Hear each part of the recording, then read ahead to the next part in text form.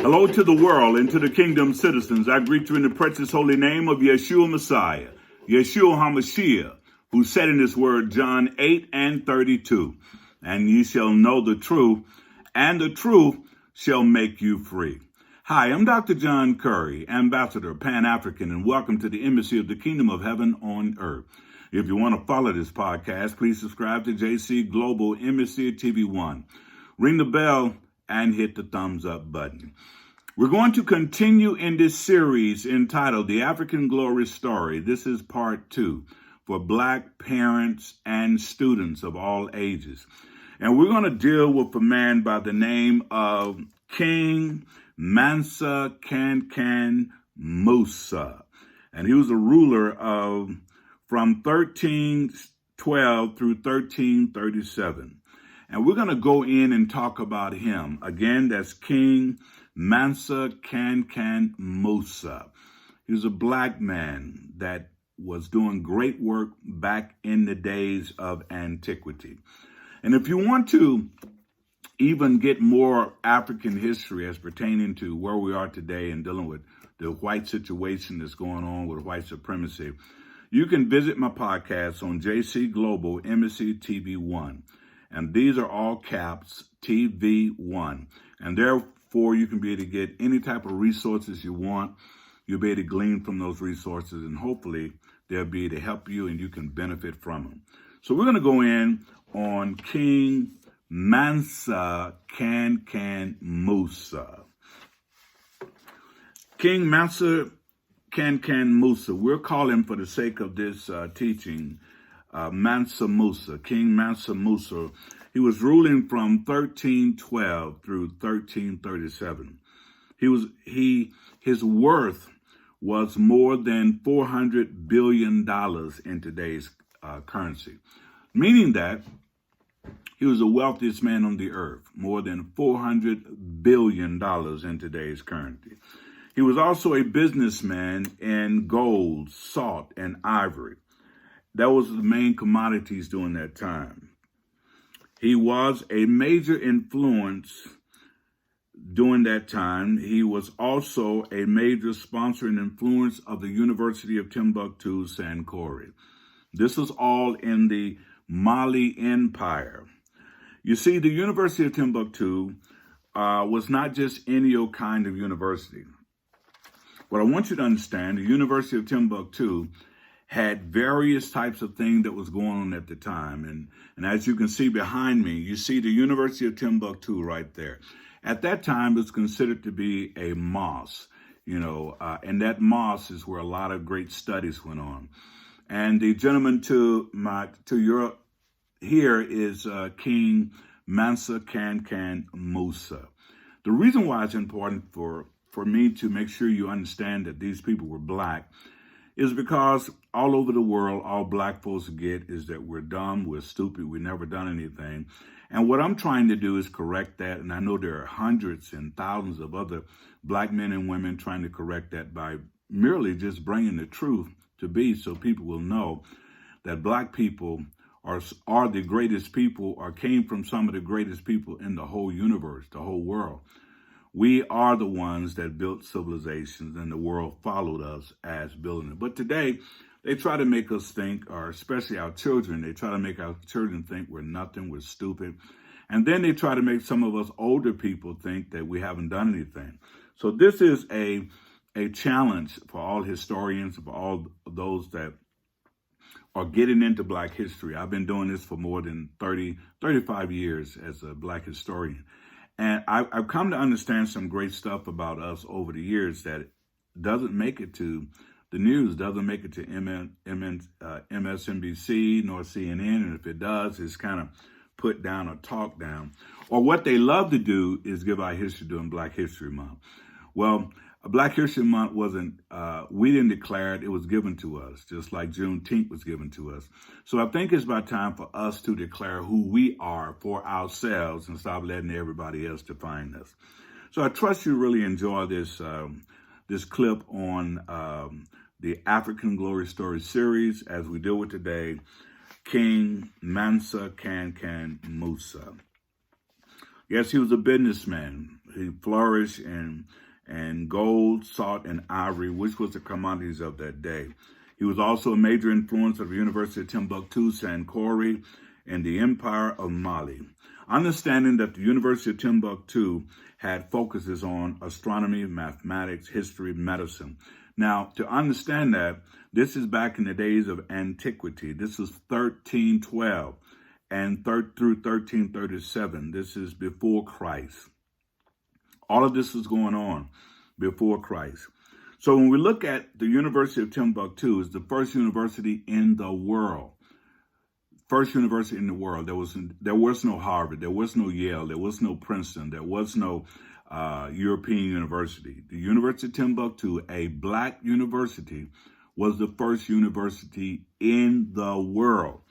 And they try to make our sons and our daughters and our young people think that we can't understand mathematics, we can't understand astronomy, we can't understand calculus, we can't understand all of that, when in fact all of that was invented by black people. All of it.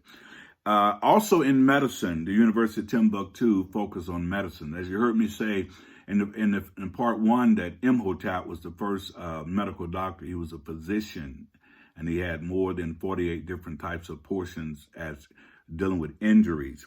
So the University of Timbuktu, core subjects now, when I'm talking about core subjects, was astronomy, mathematics, history, medicine, and quite a few others that was in that particular core subject.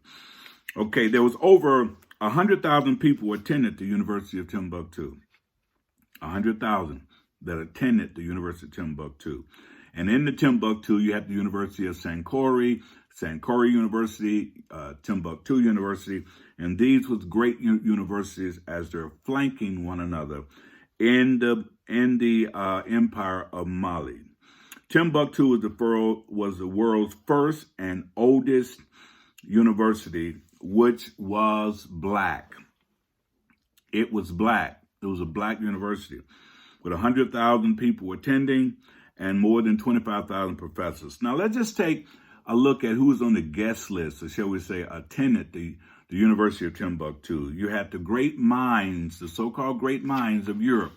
And they didn't feel like they had learned anything. They didn't feel like they was intelligent until they went to the University of Timbuktu. They thought for some reason that we don't really have knowledge until we have sat at the knee of those black ancient sages, those black ancient professors. Now the word sage is S-A-G-E, which simply means teacher or a person that is training you. So they went to those black sages at the University of Timbuktu. Now let's look at these great philosophers, or so-called great philosophers like Hippocrates. These Greek philosophers, people like Plato, Aristotle, Socrates, Euripides, and Aristophanes, some of the world's greatest minds, attended the University of Timbuktu, Sankore. And they went there to study at the knee of these great men who were black at that time. You see, University of Timbuktu came into power along with Mansa Musa in 1312, and he was crowned with this because doing all of these things with the university and making all this stuff work, he began to do more and more for the people in the Empire of Mali. So let's give a breakdown of Mansa Musa resume. He was given the name Mansa, meaning king. At the time, much of Europe was Flemish and in the middle of a civil war, but many of the African kingdom was thriving. You see, the Europeans are the last branch on the tree, but they try to act like they're the root. As black people, we're the first man, first woman, first nation, first man, first woman, first family, first nation, and first builders of ancient world civilization. The European came in later and then tried to whitewash African history, tried to rewrite African history, and tried to basically brainwash the slaves that came to America to have us to think that we had no history, that our history started from them rescuing us from ourselves on the continent of Africa. And basically, when we got to America, then we became civilized. All of those are lies. And Mansa Musa and Himotep proves that we had great world civilizations going on while the Europeans was just coming out of caves. And we had that great knowledge going on for thousands of years before they found their way out of caves and dealing with famine and many of their own promoted civil wars. While in power, Mansa Musa expanded the borders of the empire tremendously. So he just wasn't a king that had money, but he was a king that had influence. And he expanded the borders tremendously. And he annexed the city of Timbuktu and reestablished power over many of the areas during that time. All in all, his empire stretched for more than 2,000 miles. Now, this is a black man that they want you to think is stupid. This is a black man. This is your ancestor.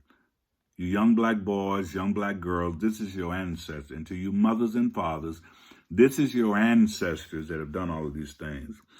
He annexed the city of Timbuktu, reestablished the power over these other nations, and his empire stretched for more than 2,000 miles. He was over Mauritania, he was over Senegal, Gambia, Guinea, Barak, and Faso, Mali, Nigeria, and Chad. He had more than 10 nations that he was over, and this is Mansa Musa. It's important for you to know that he was the first black, or shall we say the first billionaire on the planet. The first billionaire on the planet. And as being a billionaire, he didn't keep the money to himself. He began to go all over different places and share his wealth and his finance with others. You see, the rest of the world caught wind of his great fortune in 1324, when he made a nearly 4,000 miles pyramids to Mecca. See, at that time, being Muslim, you had to go to Mecca. So he went to Mecca. Now, understand this too, because sometimes we can kind of get it twisted. Because you're a Muslim does not mean, if you're a black Muslim, does not mean that you're not black. You see, when you're black and you're Muslim, you're just a black Muslim. Or you're black Christian, or you're black Buddhist, or you're black Catholic. You're still black. You're identified by your ethnicity. You're black. So don't think because he's Muslim that he don't identify with you. If you're black, we all come from the same homeland. And that homeland, in its original phrase, is Al-Kabulan. And Al-Kabulan simply means Africa. But when the Greeks came over and others came over, they changed it from Al-Kabulan to Africa. But the original name of Africa is Al-Kabulan, and that name simply means the land of the blacks. That's where you came from.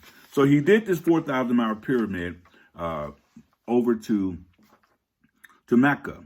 But on the way, here's something else that he did.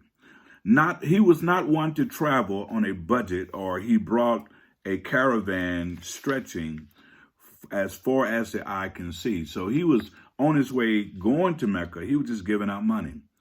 You know, he was 10,000s of his soldiers and citizens, and he even had servants that was bringing gold and staff and dresses and fine silk and many camels and horses bearing abundance of gold. You see, he wasn't going to Mecca so he could shine. He was going to Mecca to make everybody else shine. He wanted everybody else to enjoy the wealth that he himself have created with the gold, ivory, and salt. So on the stop, he made a stop to Cairo. He spent so much money and donated so much money to the poor that he caused a mass inflation. It would take years for the city to fully recover from the currency. So Imhotep wasn't just wallowing in gold and money for himself. What he was doing, he was taking gold and all of this stuff and finances and helping people as he went along. You see, the extravagant journey must have put Imhotep on the map. That means that, and if you go and do some research, you'll see this black king with a gold, sort of handful of gold in his hand, because wherever he went, he was bringing money and dropping off gold. This literally took place.